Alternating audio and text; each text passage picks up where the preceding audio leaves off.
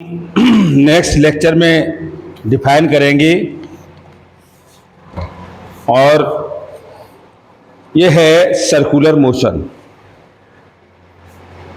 Circular motion में यह कह रहा है कि जब किसी ऑब्जेक्ट को हम किसी भी सर्कुलेट पर पाथ पर मोशन कराते हैं तो वो मोस्टली यूनिफॉर्म सर्कुलर मोशन कहलाते हैं, या हम ये भी कह सकते हैं if an object move in a circular path with a constant speed, then it is motion is now is a uniform circular motion। दूसरा इसका डेफिनेशन है एंगुलर डिस्प्लेसमेंट। अब ये हमारे पास कोई भी एक सर्किल है और इस सर्किल का ये सेंटर O है और इस सेंटर से ये हमारे पार्ट मेंटेन है। ये पहला पार्ट हमारे पास θ1 है और ये θ2 है। अगर हम इसके दोनों को डिफरेंस निकालते हैं तो ये d θ आता है। भाई यहाँ से यहाँ तक उसने पाथ S1 मेंटेन किया और ये पाथ इसने S2 मेंटेन किया और रेडियस इसकी फिक्स है। रेडियस कितनी है? फिक्स है। तो ये एंगुलर डिस्प्लेसमेंट ये भी कहता है, एंगुलर डिस्प्लेसमेंट अगर हम इसे निकालते हैं तो ये वैल्यू आपकी करता है अर्क अपॉन रेडियस, अर्क अपॉन रेडियस। और ये आपका कितना हो गया? θ2 माइनस के θ1 is equal to S2 minus के S1 अपॉन R के साथ। यदि हम इसे कह सकते हैं del theta is equal to del S upon R के साथ। तो ये जो हमारे पास डेल थीटा जो आया है जिसकी वैल्यू θ2 माइनस के θ1 एंगुलर डिस्प्लेसमेंट है। तो एंगुलर डिस्प्लेसमेंट ये कहता है particle moving in a circular may be behind as the angle shift out by the radius vector joining to B, यानी कि हम किसी वेक्टर जॉइनिंग के द्वारा हम इनको एडिटिव करते हैं। ये वाले जो केस हैं तो हम क्या देख रहे हैं कि जो हमारे पास जो एंगुलर आया वो डेल थीटा की वैल्यू निकल के आई और यदि हम इसमें डेल टी का रिलेशन निकाल दें तो ये कहता है at the rate change of the angular displacement.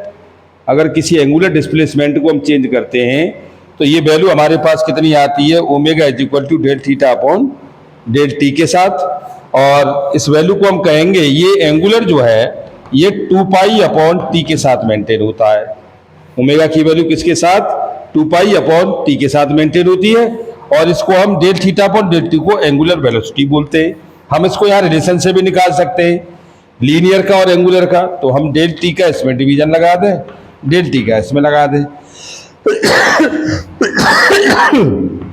तो ये हो जाएगा del theta upon del t 1 upon r del s upon del T.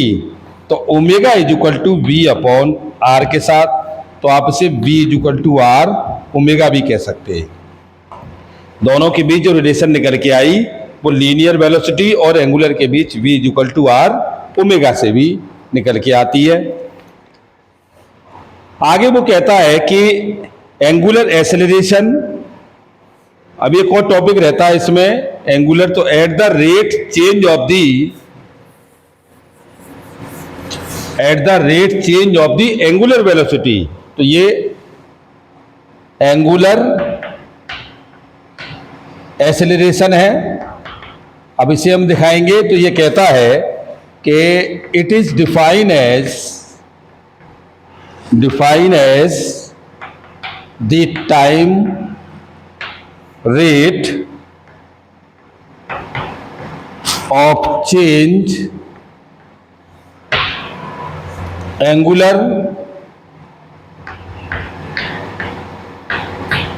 velocity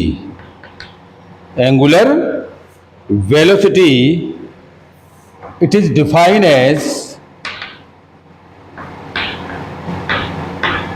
angular acceleration।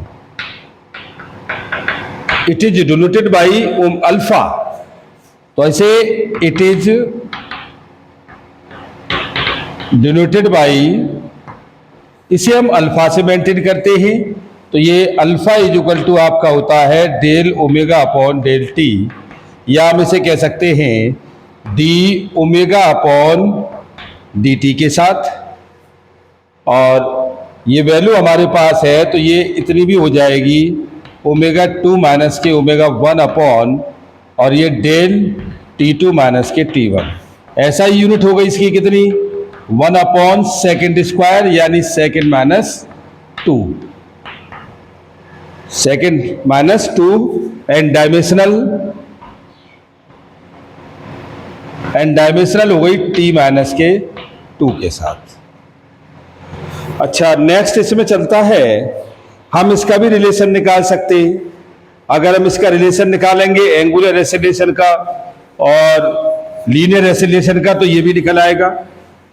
तो हमारे पास जो वैल्यू दे रखी है v इक्वल टू है r ओमेगा, तो differential with respect to t के साथ, तो ये हो जाएगा dv अपॉन dt और ये r d omega upon dt के साथ। तो ये हमारे पास a होता है dv अपॉन dt के साथ और ये अल्फा होता है d ओमेगा अपॉन dt के साथ। तो ये वैल्यू हमारे पास आ गई a equal to r, alpha भी हो गई। हम इसका एंगुलर एक्सेलरेशन भी निकाल सकते हैं। इसके बाद है आपका सेंट्रीपिटल फोर्स, और सेंट्रीपिटल फोर्स में डेफिनेशन होती है the acceleration acting on the object executing uniform circular motion is called centripetal acceleration. तो हम इसके बारे में कल डिस्कस करेंगे। आज इतना ही।